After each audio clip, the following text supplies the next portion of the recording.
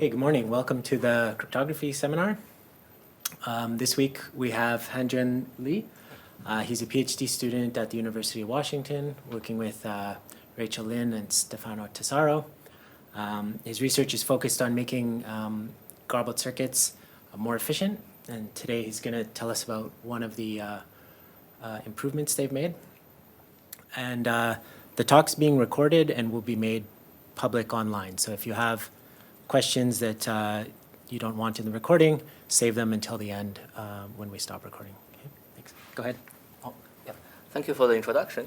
And today I'm presenting our recent work on how to compress garbled circuit input labels and in a computationally efficient way. It's a joint work with Marianne at ETH and Rachel at UW. Okay. So first, let me briefly introduce what a garbling scheme is. And it consists of two algorithms, where the garbled algorithm takes a Boolean circuit C and outputs a garbled circuit C hat together with n pairs of input keys. So here it's K10, K11. It's a pair for the first input bit, all the way to Kn0 and Kn1 for the last input bit. And I will just write it succinctly as a matrix K. So the evaluation algorithm takes the garbled circuit C hat, and it will take a set of input keys selected corresponding to some input X. And I will also call the selected ones the labels. So the evaluation algorithm takes the garbled circuit C hat, the labels, and should compute the correct evaluation result, C of X. And security says that the view of the evaluator should be completely simulatable from just the evaluation result. So this intuitively captures that the evaluator should learn nothing beyond the allowed actual evaluation result. Okay, so to just illustrate why a garbling scheme can be useful, we can consider this very simplistic two-party computation setting, where Alice in the offline phase, without knowing her actual input, can already send a garbled circuit C hat to some evaluator Bob. And later, in the online phase, now the task from Alice is very simple. It's just selecting a bunch of labels according to X and send to Bob, where Bob can carry out the actual computation and learn the output. So it may be weird that why Alice can delegate this to Bob, and why not just compute C of X and send to Bob directly.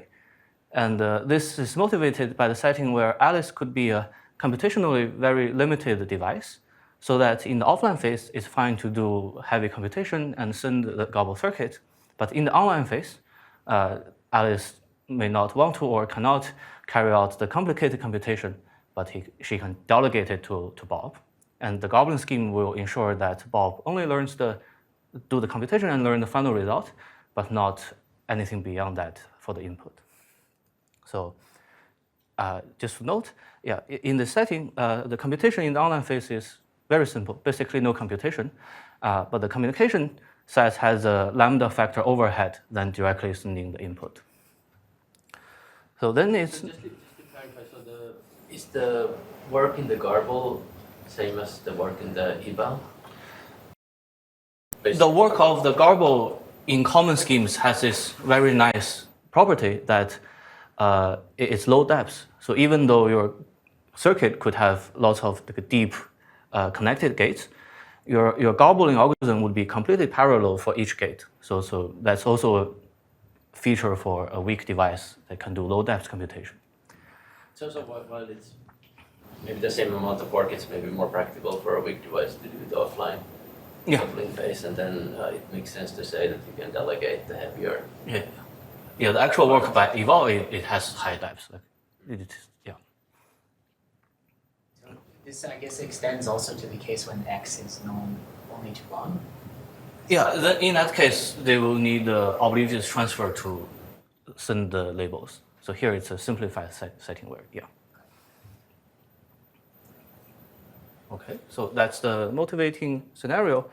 So then it's also natural to try to minimize the online communication. So not only online computation, but also communication. And this is first studied by the work of AIKW13, who has this label compression technique that so that this compressed label just consists of a polylambda size bit string, and together to do decompression, the evaluator will need to know the actual input.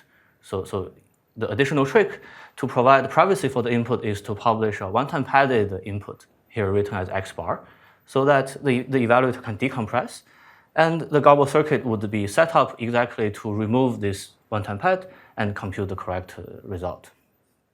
So through this, through their work, they managed to obtain basically optimal online communication. It's exactly the bit length of the input X plus an additive term. And computation now for compressing the labels is heavier, but it will still be independent of the circuit size, circuit complexity. What is the CTK? Yeah, in their work, they also they incur offline overhead, where the gobbler would need to pre-process the keys without knowing the selection labels, but just pre-process the keys and send a large ciphertext. So that's shown here. Basically, they achieve optimal online communication with offline overhead. And this K subscript X, what was that again? Yeah, it should just be K. Sorry, I forgot. It should not be a subscript. Okay, and the X bar was some sort of X bar is one-time padded input. Okay. Mm-hmm. Yeah. Does this still work with the two-party computation case? Like now you've got the compression is specific to the Gobbler. input, right? Yeah. So if the garbler doesn't, if Bob is the one who knows the input. Ah, does it yeah. still work? So as is, it will only, so if you have a two-party computation, then one of the parties' label can be compressed. The other party's input has to be transmitted through oblivious transfer. But I want to mention in our specific construction, this compressed key, right? This polylambda size thing has an algebraic form, so that you can use oblivious VOLE instead of OT. So it will have also very succinct communication size to just translate the compressed key. Yeah, but for now, I would just say the gobbler's own input label can be compressed in this way. Yeah. Okay, so and in this work, we want to provide further motivation beyond this simplistic 2PC setting. And now I don't consider any weak device Alice, but instead, I view Alice could have hold a large amount of private data, and she can already publish the labels for this private data, for example, on the blockchain. And later, different parties can come to Alice and propose analysis on her private data, and then Alice could send different gobble circuits to different parties. So in this setting, it of course needs the property that a gobble circuit label can be reused with different gobble circuit, but existing constructions like Yalt's gobble circuit does have this feature. So in this newer setting, the first observation is it's already worth it to compress these gobble circuit labels because it means maybe expensive storage cost on blockchain. So this is already worth it, even if you have to pay some heavier computation cost to compress it. And also, since we have many recipients now, all of them, they need to download those compressed labels. So whatever savings you can have on the compressed labels, they're multiplied by the number of receivers. So that's further motivation to do label compression. And it also highlights this unsatisfactory of the original AIK solution, AIKW solution, where there's an offline cost. But in this setting, even the offline cost needs to be published. So we really also want to minimize the offline overhead instead of just focusing online. Okay, so if the motivation makes sense, then I will briefly go through existing techniques. So as said, the first is the original work by AIKW.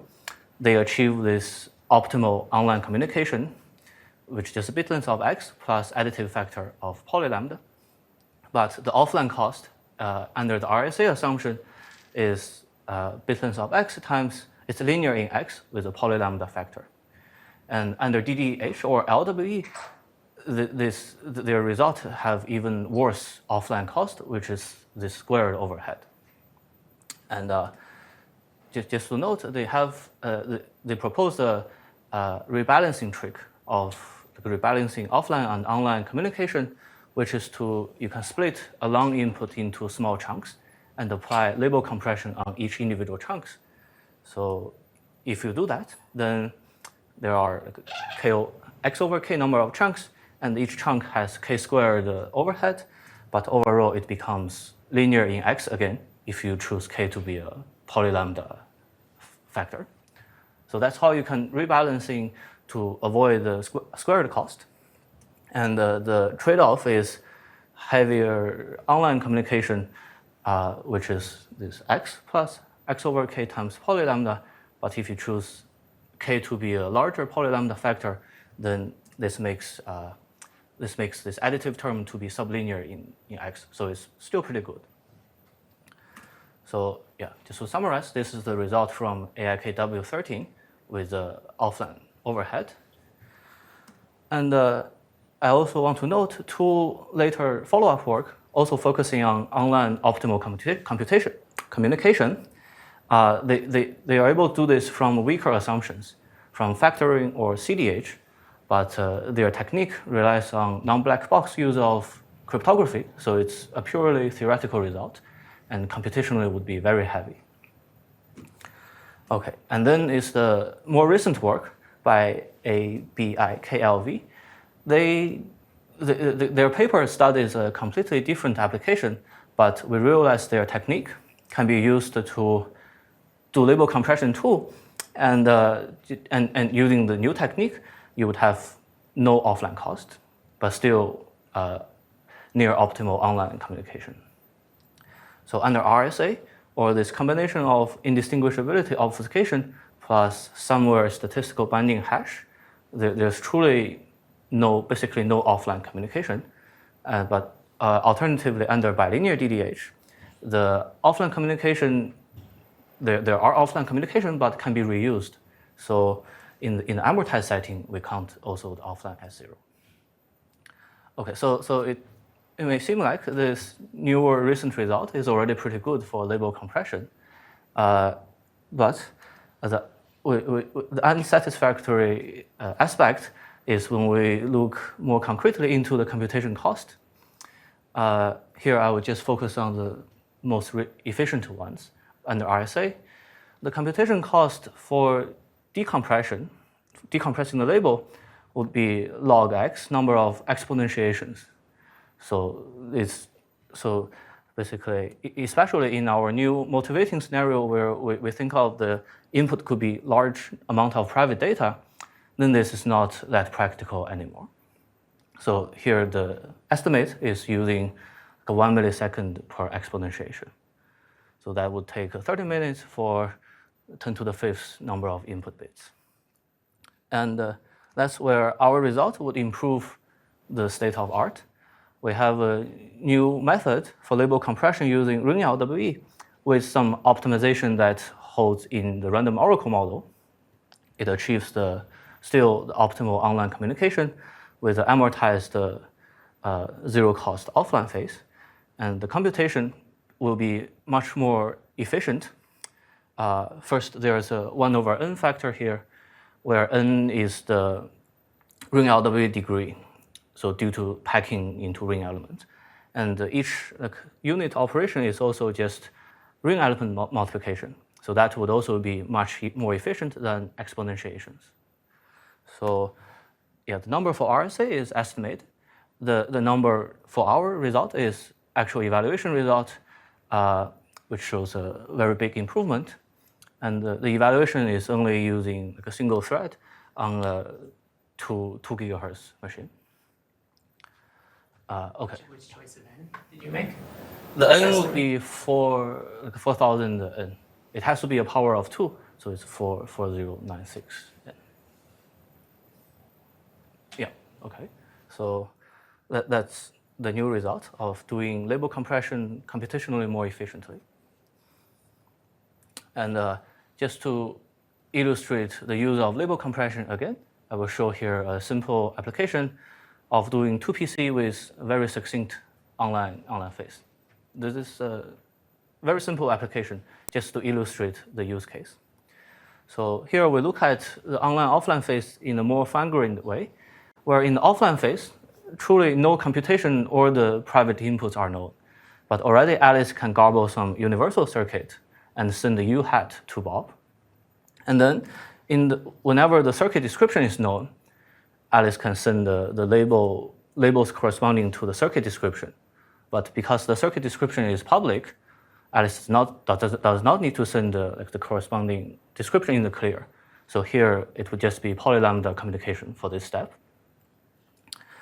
And later, when private input for Alice is known, Alice can send her private label as before, using compressed labels. And then for Bob's own input, they will run oblivious transfer to transmit the remaining labels. So using label compression technique, you will get polylambda bits for circuit description labels, and then X bits, the bit length of X, to send the one-time padded X, and then for OT, you would have bit length of Y times polylambda cost. Okay, so just to, the main point is we can push all the heavy communication to a truly offline phase, where in the online phase you can use label compression to get very succinct communication. Okay, and then I will introduce our main technical tool we use for label compression, which is called the batch select scheme. And the syntax of it is the following. So when the sender is given two message vectors, and here we view them as ZP vectors, the sender can encrypt them separately into two ciphertext. And whenever there's a public vector X available, the sender can compute a decryption key corresponding to X, where the decryption key would be succinct. Does not scale with the vector dimension. And then when the receiver has both the ciphertext and the secret key, the receiver can decrypt this evaluation result, which is L1, component-wise multiplied with X plus L2, and carried over ZP. Okay, that's the functionality of the tool, and the security is simulation-based, basically saying the view of the receiver reveals exactly only the evaluation result and the public vector X. So this scheme as is, it does not look like compressing garbled circuit labels yet, but I will show how to use it to do it.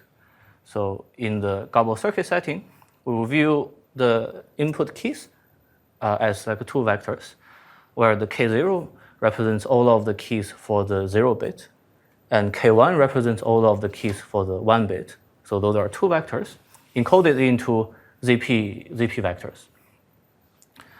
And the sender, so given this input X, we will view it also as a ZP vector, and the sender can compute a succinct decryption key for X. So I'm sorry, I'm confused. So can you say again, like what is K0, for example? Right, K0 are your garbled circuit input keys, but you don't know how to select them yet. So you got a pair of input keys for each input bit.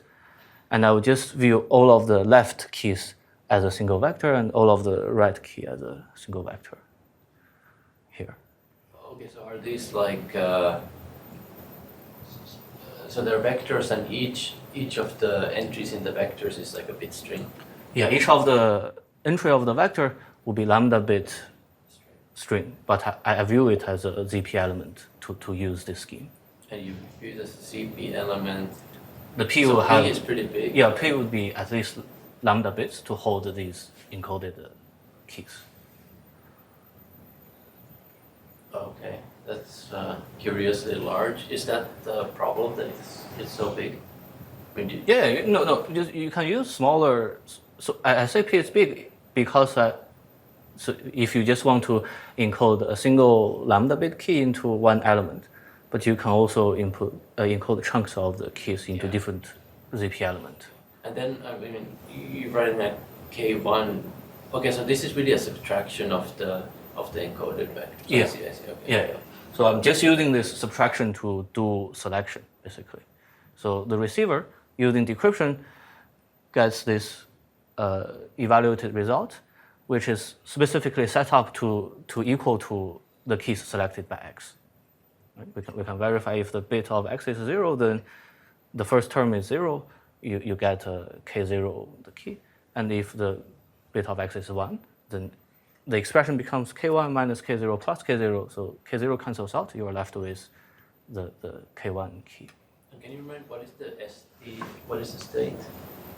ST or is Yeah, state would you need state to compute decryption keys.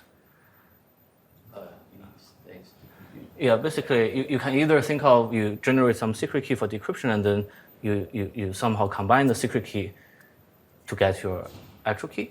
Or I would just say here, these are secret states remembered during encryption, and you can use state to compute the decryption key. Okay, does this make sense? Like using batch selector to label compression, basically. Remind us, how big is SK again? Yeah, SK is succinct. Okay. It's independent. It's polylambda, independent of the vector dimension. Okay. Yeah. So if this makes sense, then I will present two more optimization, but assuming this more special label format. And the label format is saying, the selected label by X should exactly equal to this global secret delta times X plus a random vector K. So here the pairs of input keys would just be K and K plus delta. And this is a common label format in spirit in existing schemes. And this can be used for garbling schemes if you assume either the random oracle model, or you can assume a correlation robust hash function to use this special label format. And and these assumptions are commonly called the free XOR style assumption. But I want to clarify that here the label format is not exactly the same as the free XOR labels used in Boolean garbling. Because here we are requiring this equation like L equal to delta times X plus K to hold over ZP, whereas in normal like free XOR labels, you need this to hold the addition will become XOR. So you need this to hold over Z2. So we're not using this special label format to achieve free XOR in your garbling. It's just for label compression. It will be convenient for label compression. Because the first observation is that now this first ciphertext is just always encrypting the same global secret. So intuitively, we can reuse it. So correctness already holds. If you use the same ciphertext 1 always, then correctness already holds. And security, we need a stronger notion called the T times simulation security to exactly capture this use case where there's a single common ciphertext 1 together with a whole lot of different instances of ciphertext 2 and input vector X. Yeah. So does this make it incompatible with doing free XORs on the circuits? You can. Because the previous version would work, right? The previous version worked for any label. For this, you can do this with the offline cost. You can do a label translation step where you have this sort of label, but with some cost, you can translate to no arbitrary label format you want. Then the whole garble circuit would free XOR, but there's the additional cost of translating the labels. Does it still buy anything or like? The label translation would be offline. So if you still look at this online-offline model, then it makes sense. Okay, so that's the first optimization to reuse the ciphertext 1 based on the special label format. And the second optimization is this. We noticed that now ciphertext 2 is only encrypting some random ZP vectors. So the normal procedure is you sample random vector k and you encrypt into ciphertext 2. But instead, in our construction, like LWE-based encryption, you can instead sample random ciphertext and then decrypt to reversely derive your k as the garbled circuit key. So now basically you are sampling random ciphertext and just sending random sampled values to the receiver. So in the random oracle model, you could do this just by sending a common seed to the receiver without actually sending the sampled values, and both parties can sample common random values on their own. So that's why we can have this second optimization where we just do not send the ciphertext 2 at all. It's compressed into a single seed. Okay, so yeah, with these two optimizations, now I will just show how these label compression fit into this picture. So first, the CRS will be exactly the ciphertext 1, encrypting this global secret delta. It's always the same delta. And Alice could compute the garbled circuit with respect to this global delta. Yeah, and that's fine. And in the offline phase, Alice would send the garbled circuit U hat together with the ciphertext 2, like 2 instances of ciphertext 2 for compressing the labels for circuit description and compressing her own input. So you run 2 instances of label compression, but both of these ciphertext 2, they can be compressed into no communication, basically. Okay, so then during online phase, when circuit description is known, Alice just directly releases this compressed decryption key of polylambda size. And similarly, when the private input is known, Alice can release decryption key for X bar and the one-time padded X bar itself. Okay, so yeah, in the end, the labels for Bob's input will still use oblivious transfer as before. Yeah. Why does the CT1 have to be in the CRS? Why can't Alice generate it? Yeah, Alice can generate it. I just want to emphasize it's reusable, so it does. I see. I don't count its cost when I look at communication. Okay, so as before, this just shows how we achieve the claimed efficiency. Exactly because the decryption keys, they are very succinct. And the ciphertext, so one of them is reusable and the other is sent for free.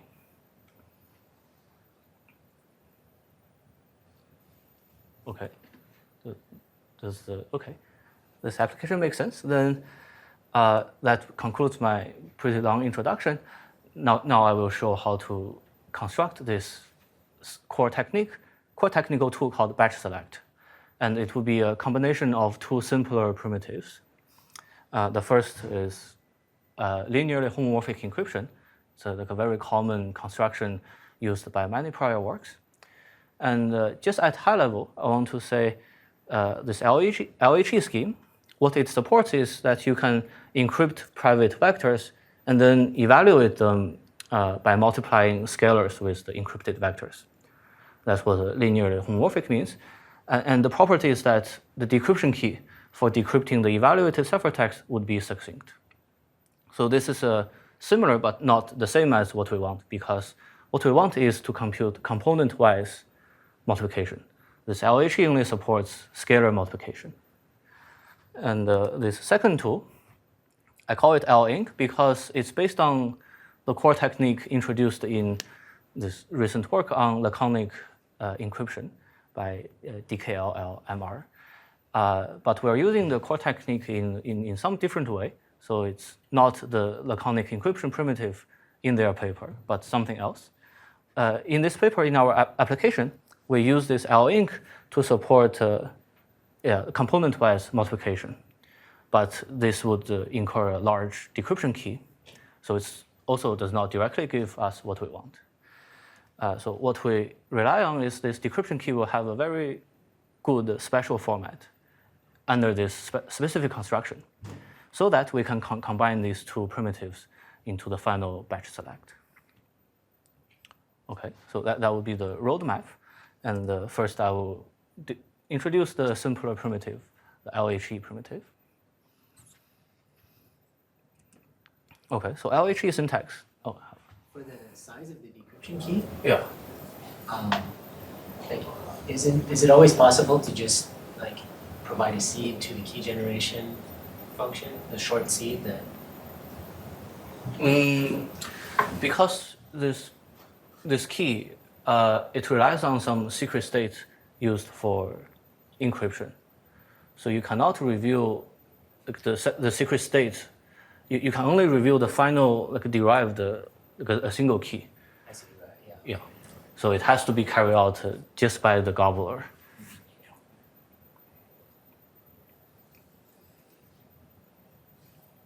Okay. Yeah. So LHE syntax, it's very similar to batch select, where the sender takes two input vectors in ZP and encrypt them separately. And given a public scalar now, the sender can compute a succinct decryption key, succinct, and the receiver can decrypt the evaluated vector, which is L1 times X plus L2, but with a scalar multiplication. And yeah, and this construction is very simple. So I think just showing the construction makes sense.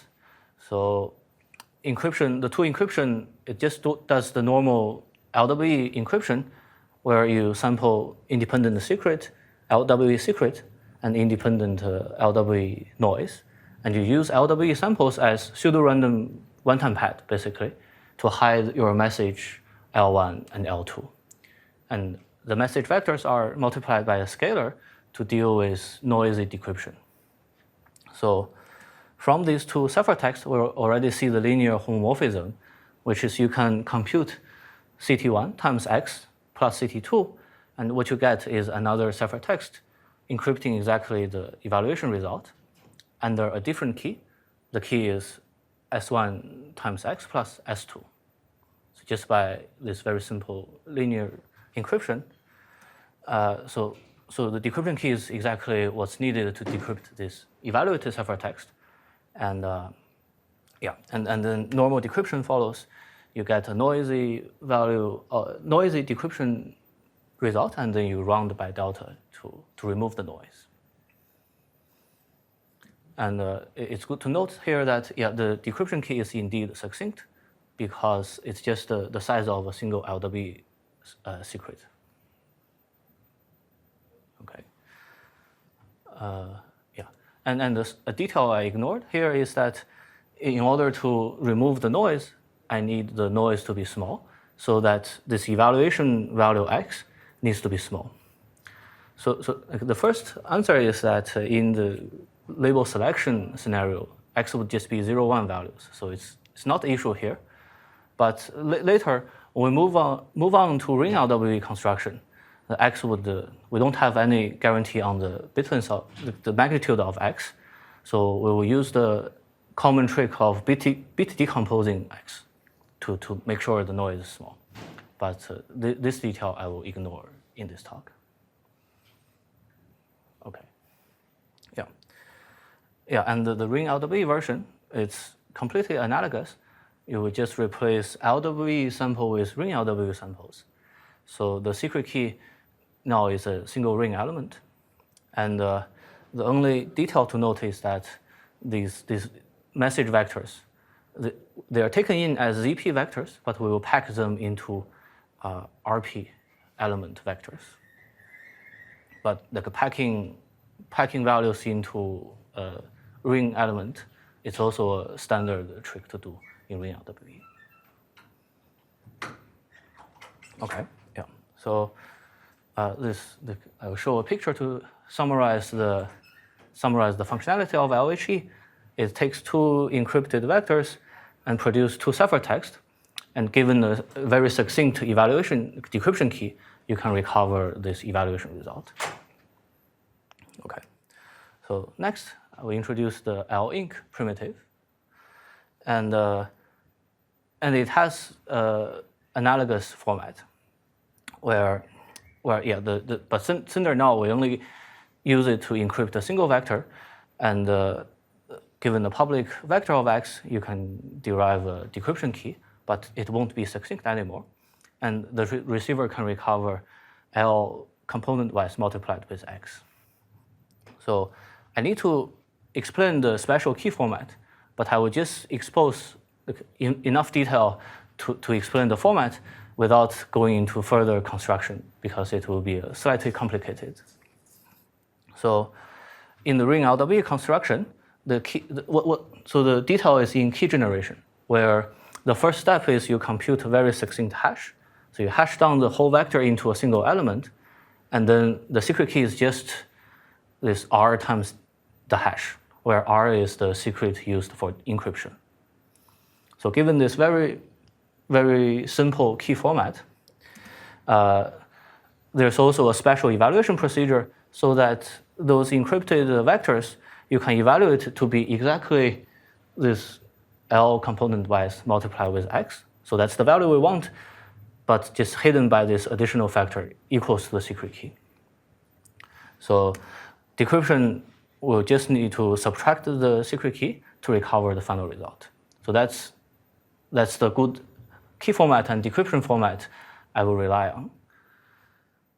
And and here is note again that these are ring element multiplications, but through packing we can use ring element multiplication to emulate component-wise multiplication between vectors. Okay, and thanks to this special format, we can just slightly modify the secret key to attach any additive factor into it. And this decryption, just subtracting the secret key, would always carry this additional factor around, so that your final evaluation result is like L times X plus L2. So you can add any L2 here. And what I will not go into detail is what encryption it is, what this special hash and evaluation is. But those is in the paper, you can see. Okay, so that's this picture to summarize the construction of L-Inc. Basically, the thing to emphasize is this special key format. And as promised, I will just combine those two to get batch select. And the idea is to notice that this special key format, it's special because it's a vector scalar multiplication. So that's what we can use LHE to do.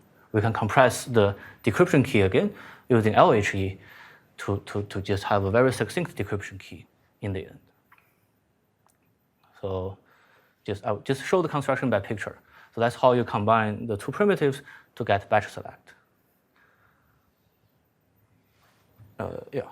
So notice that this special key format is what we rely on, basically.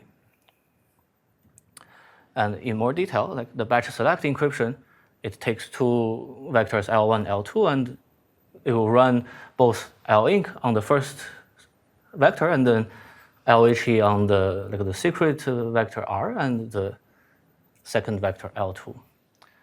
And the batch select key would be the LHE decryption key, which is succinct. And decryption, you will use LHE decryption to first recover the L-Inc decryption key, and then use that to decrypt the final result. Okay, so if that makes sense, that would conclude the construction. Okay, so just to summarize, how we construct batch select is combine these two primitives where L-Inc, it does almost what we want, except with a large decryption key we need. But the decryption key has a special format, which is a vector scalar multiplication. And we use LHE to compress this decryption key again into a succinct key. Okay, then that makes sense. Then that would conclude my presentation. So we get batch select, and then using batch select, we can achieve label compression with optimal online rate and amortized zero cost offline with efficient computation. Okay, thank you.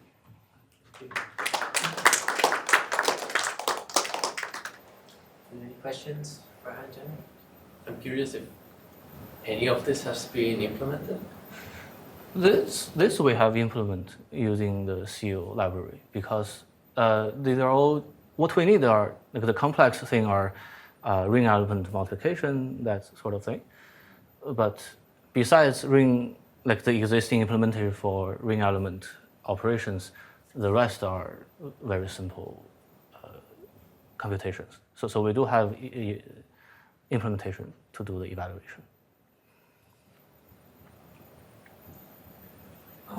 So I have a question about thinking of the scenario you mentioned where Alice kind of posts something that depends on her data and then runs multiple circuits against it. The sort of commitment or the thing that she posts initially scales with, like this is the size of X, right? So it scales with the size of her data. Yeah. Is there any hope for that to be succinct or? The data, I think in general, you cannot post something that's less than your data size itself. So the bit length of X is like a hard limit. It's like info theoretically, you need to have all of your data committed in order to do the evaluation of it. So, like, what about a hash of X? I see. You're just saying I only want the commitment property, and later I can review. Yeah, that we can do, right? You can publish a hash of this one-time padded X, and later you send only later you review the one-time padded X, which can be verified against the hash. So I think that makes sense. Yeah, because I guess if X really is, I think your example was 2 to 15 bits or something. Okay, yeah, it's pretty large. And then there was like posting that to a blockchain, that would be like very expensive. I see. Yeah, in blockchain, I think what you said makes sense. You just post some commitment, like a hash you can later verify against. But it should still make sense to compress label because you need to store those like, indefinitely somewhere. Not on blockchain, but maybe on your local machine. So it's still good to compress the labels anyway. Yeah. Other questions? Do you think there's any hope of getting something like free XOR, or is it like any kind of structure? Getting free XOR. Or any of the other fancy tricks that they use in Garbled circuits or something? That Yeah, that seems hard. I'm not very sure. Yeah. Do you get free additions mod P instead? Yeah, exactly, right. This label format, it becomes free addition instead of free XOR if you are using arithmetic garbling schemes. An arithmetic circuit. Well, what choice do you have on P? Is it from? We don't have hard requirement on P. It's just when you implement these things, you want like this what's called entity-friendly primes.